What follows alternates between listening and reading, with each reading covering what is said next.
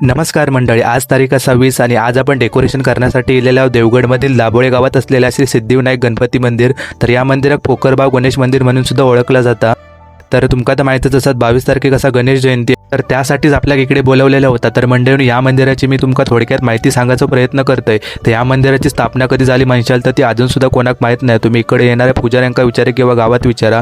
तर त्यांचा असा म्हणणं आहे की ह्या मंदिर खूपच प्राचीन आणि पांडवकाली असून एक जागृत देवस्थान म्हणून ओळखलं जातं. तर त्यामुळे अजून सुद्धा कोणाक माहीत नाही की या मंदिराची स्थापना कधी झालेली आहे ती.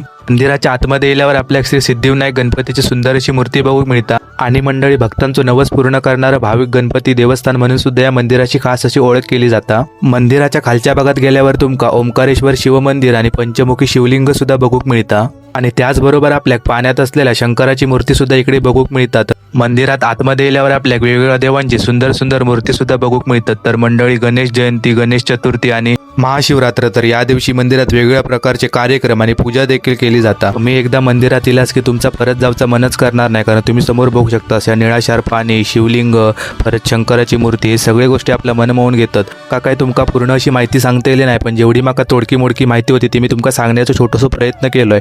मंडळी, थोड्या वेळातच आपलं डेकोरेशन करून झालं. या डेकोरेशन करू आपल्याला 1 तास लागलेलो.